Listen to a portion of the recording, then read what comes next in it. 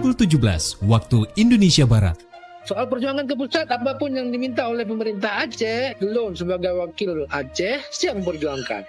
Saatnya kita dengarkan dan kita saksikan Lintas 17, informasi aktual dari seluruh penjuru Aceh. Kejaksaan Tinggi Aceh menuntut 40 orang bandar narkoba dengan ancaman hukuman mati. Kabupaten Aceh Singkil Provinsi Aceh dengan menyediakan anggaran sebesar 25 miliar rupiah. Inilah Lintas 17 bersama Korwil 17 Banda Aceh.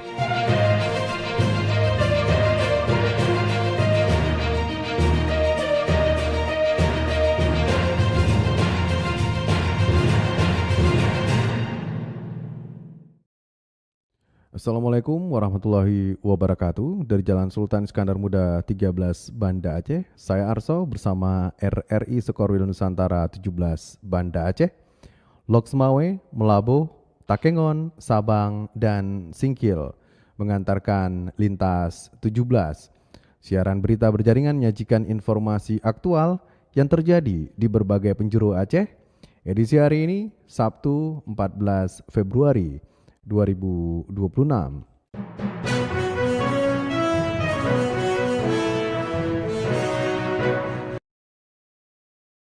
Berita utama yang dapat Anda simak sore ini diantaranya Polresta Banda Aceh ungkap ragam tindak pidana. Pasar murah serentak seluruh Aceh dibuka di Takengon.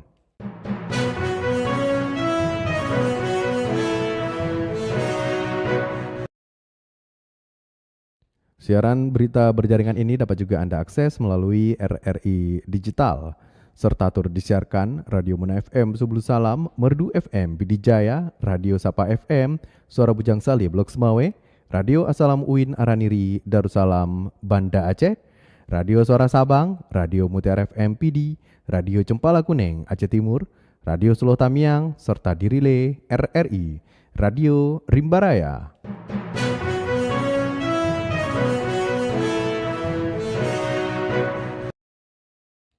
Baiklah saudara, berita pertama kami mulai dari Kutaraja, Banda Aceh.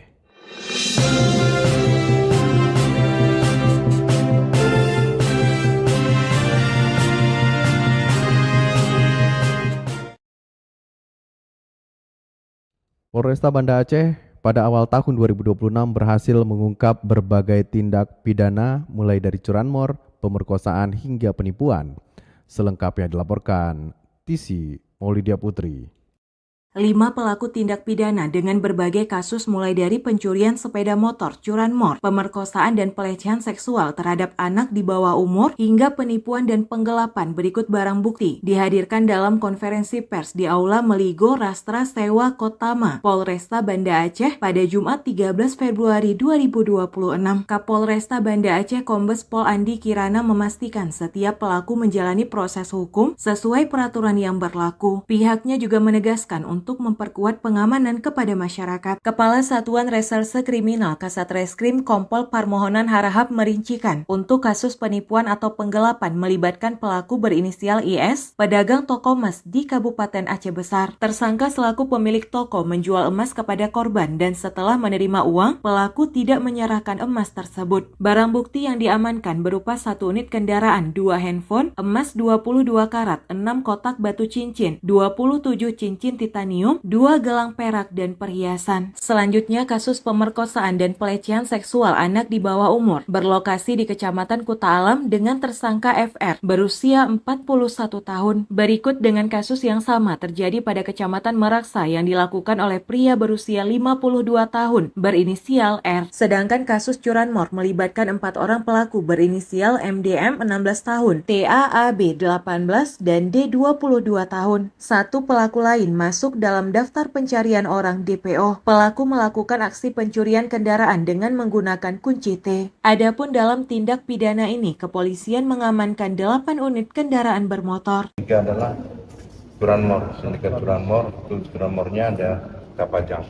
Masyarakat dihimbau meningkatkan kewaspadaan terhadap segala bentuk potensi tindak kriminal dengan mengedepankan keamanan, keselamatan, dan segera melapor jika menemukan atau bahkan menjadi korban. Dari Banda Aceh, Tisi Maulidia Putri melaporkan.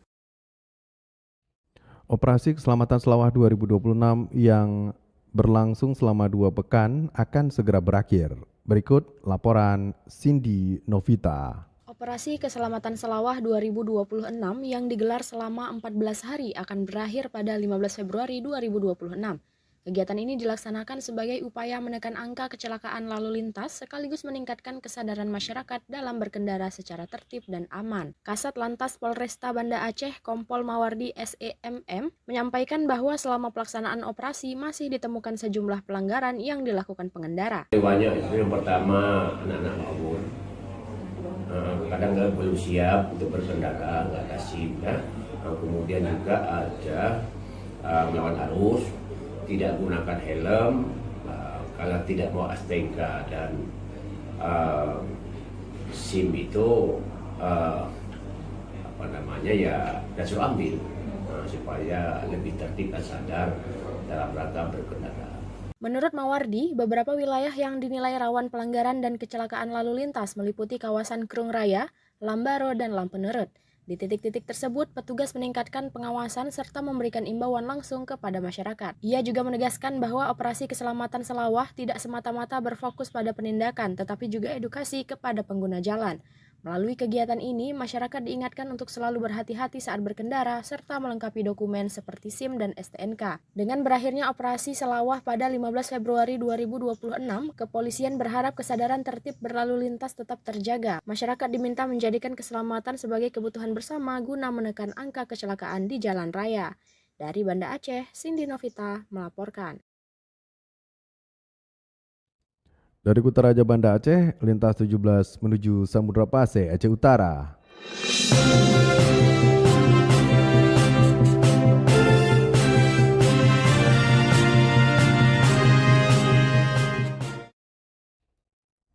Pemko Lok Semawe prioritaskan bantuan daging megang berdasarkan dampak banjir dan jumlah penduduk agar distribusi adil. Berikut laporan Anita Diana.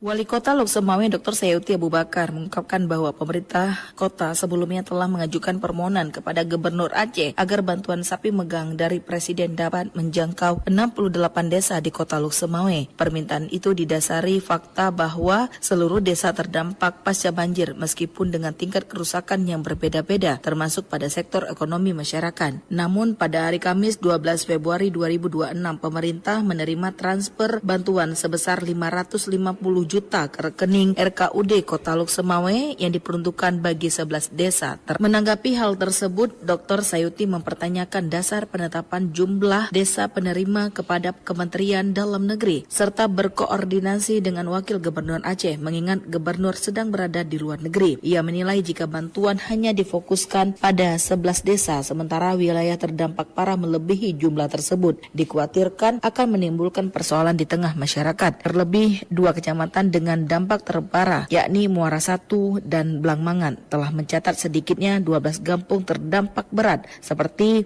Ujung Pacu, Blang Naleng Mameh, Paluh Punti, Jambu Timu, Kuala, Blangte hingga Gampung Tengah dan Tunong. Sebelumnya kami telah mengajukan surat permohonan atau permintaan kepada Gubernur Aceh agar untuk wilayah Kota Lok Semawe diberikan bantuan sapi megang ini untuk 68 desa karena kami menganggap seluruh desa di Lok Semawe berdampak, artinya walaupun levelnya berbeda tapi semua berdampak termasuk aktivitas ekonomi segala macam. Jadi kita minta 68 desa dengan setiap desa itu 3 sapi kemarin. Ternyata 2 hari yang lalu Presiden telah mengirimkan langsung ke rekening RKUD Kota Lok Semawe itu 550 juta untuk 11 desa. Ketika saya menerima itu saya sempat mempertanyakan kepada Kementerian Dalam Negeri karena memang data seperti itu katanya. Terus saya mempertanyakan juga kepada Wakil Gubernur karena Gubernur lagi berada di luar negeri. Saya meminta kepada Wakil Gubernur kalau dengan jumlah uang 550 juta dan diperuntukkan untuk 11 desa sedangkan desa yang berdampak parah itu melebihi dari 11 desa, ini akan timbul masalah. Jadi keluarlah arahan dari Wakil Gubernur nanti akan disesuaikan dan daging sapi ini akan diperuntukkan khusus untuk memang masyarakat yang korban yang dampak yang parah. Sebagai solusi, Wakil Gubernur memberikan arahan agar penyaluran bantuan daging megang disesuaikan berdasarkan skala prioritas dan jumlah penduduk masing-masing desa bukan dibagi rata 50 juta per desa. Artinya, desa dengan jumlah kepala keluarga yang lebih besar dan dampak yang lebih parah akan menerima porsi lebih banyak dibanding dibandingkan desa dengan dampak ringan. Dr. Sayuti menegaskan bahwa kebijakan ini bertujuan menjaga keadilan distribusi sekaligus memastikan bantuan Presiden benar-benar menyasar masyarakat yang paling membutuhkan menjelang tradisi megang. Dari Lok Semawe, Andita Diana melaporkan. RRI terus mengudara untuk Indonesia. Dari Lok Semawe, lintas 17 bergerak menuju dataran tinggi Tanah Gayo.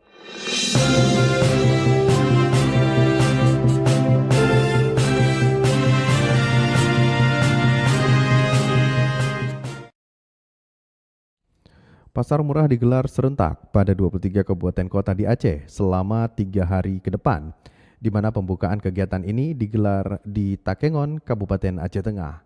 Laporan Fitra Jayadi. Pasar murah jelang Ramadan 1447 Hijriah resmi digelar serentak di seluruh Aceh. Acara pembukaan dipusatkan di Pasar Pea Ilang, Takengon, Kabupaten Aceh Tengah, Sabtu pagi. Kegiatan ini dilaksanakan oleh pemerintah Provinsi Aceh, bekerja sama dengan Bulog, serta pemerintah daerah di 23 kabupaten kota, yang direncanakan berlangsung selama 3 hari, yakni pada 14 hingga 16 Februari 2026. Pelaksanaan pasar murah di Pasar Pea Ilang disambut antusias oleh berbagai lapisan masyarakat setempat, di mana sejak pukul 7.30 waktu Indonesia Barat, mereka telah hadir untuk mendapatkan sembako dengan harga terjangkau. Asisten 3 Sekda Aceh Muhammad Iwarsyah mengatakan pasar murah merupakan upaya pemerintah Aceh untuk menstabilkan harga kebutuhan pokok ketika terjadinya peningkatan permintaan menjelang Ramadan. Memastikan bahwa stabilitas harga tetap terjaga dalam masyarakat dan dapat memenuhi kebutuhan pokok dengan lebih ringan oleh masyarakat. Dan program ini kita lakukan terus dan hari ini dilakukan serentak di seluruh Aceh.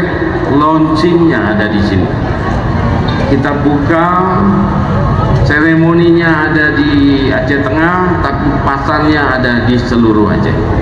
Sementara itu, Sekda Aceh Tengah Mursyid menyebutkan pasar murah akan sangat membantu masyarakat memenuhi berbagai kebutuhan pokok sebelum sebulan penuh menjalankan ibadah puasa di bulan Ramadan. Disebutkan pemerintah daerah setempat juga berencana menggelar kegiatan serupa dalam beberapa waktu ke depan dengan melaksanakannya pada seluruh kecamatan. Pemerintah Kabupaten Aceh Tengah melalui Dinas Perdagangan juga mengalokasikan kegiatan pasar murah yang bersumber dari anggaran DOKA tahun 2026 yang akan dilaksanakan di 14 kecamatan. Ini merupakan komitmen kita agar manfaat program ini dapat dirasakan secara merata oleh masyarakat di wilayah Kabupaten Aceh Tengah. Adapun sembako yang dijual dalam pasar murah yakni beras premium Rp110.000 ukuran 10 kg, minyak goreng Rp33.000 per 2 liter, gula pasir Rp13.500 per kilogram, dan telur ayam Rp38.500 per papan. Di Aceh Tengah sendiri, pasar murah akan berlangsung pada 3 lokasi, setelah hari pertama di Pasar Pea Ilang, pada hari kedua digelar di Terminal Lama, serta hari terakhir di lapangan Sangga Mara Takengon. Fitra Jayadi, RRI Takengon, melaporkan. Anda sedang mendengarkan Lintas 17 dari Korwil 17 Banda Aceh.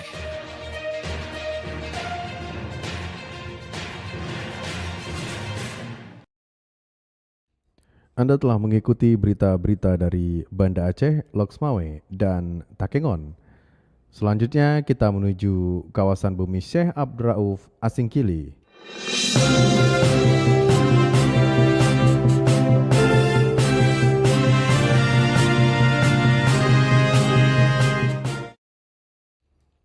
Sepanjang tahun 2022-2025, kasus perceraian di Singkil tercatat terus meningkat.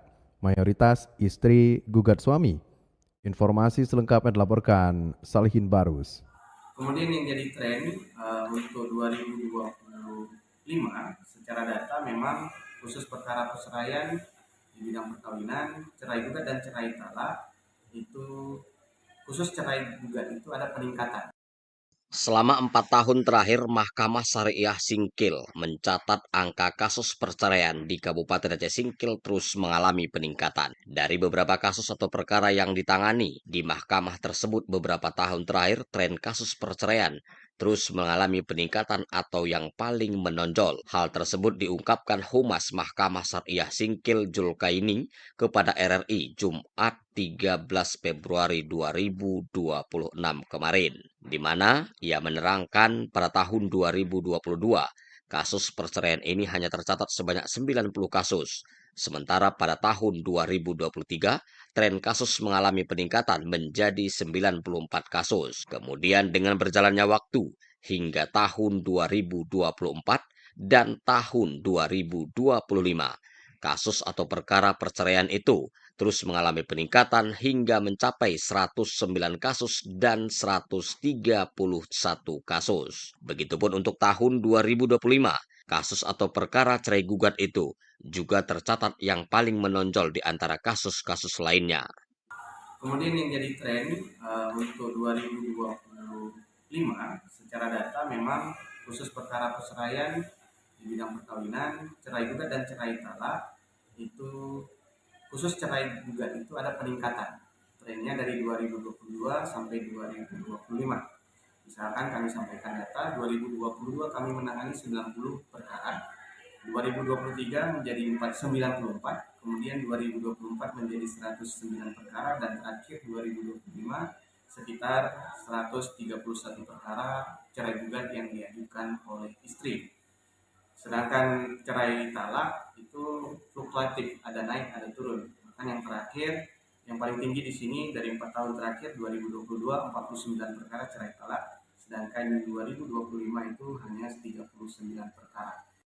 Selanjutnya, ketika disinggung soal faktor atau penyebab tingginya kasus cerai gugat tersebut, Julkaini mengatakan selain karena disebabkan faktor poligami, kemudian faktor meninggalkan salah satu pihak, cerai badan, kekerasan dalam rumah tangga atau KDRT, juga karena suami dihukum penjara berdasarkan putusan yang sah, serta faktor perselisihan atau pertengkaran secara terus-menerus. Di samping itu, faktor penyebab tinggi pengajuan perkara cerai gugat di Mahkamah Syariah Singkil juga terungkap karena disebabkan, yakni judi hingga berujung pada ekonomi keluarga. Sedangkan alasan apa yang menjadi penyebab terjadinya perceraian ya, khusus cerai talak dan cerai gugat, memang ada beberapa macam alasan perceraian. Tapi paling banyak trennya yaitu diantaranya ada yang paling banyak itu huruf F, yaitu berapa? Yaitu sekitar 116 perkara dengan alasan perselisihan dan pertengkaran terus-menerus.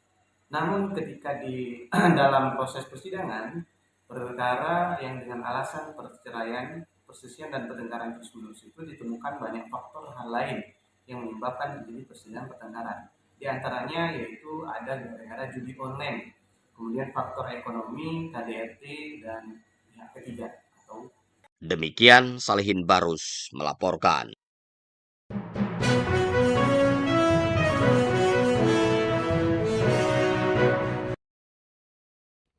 Dengan berakhirnya laporan tadi, berakhir sudah Lintas 17 sore ini. Berita utama dari RRI Wilayah Batas Selasar, Korwil 17, Banda Aceh. Atas perhatian Anda, kami ucapkan terima kasih. Wassalamualaikum warahmatullahi wabarakatuh. Sekali di udara, tetap di udara. Demikian Lintas 17 sore ini. Produksi Korwil 17 Banda Aceh.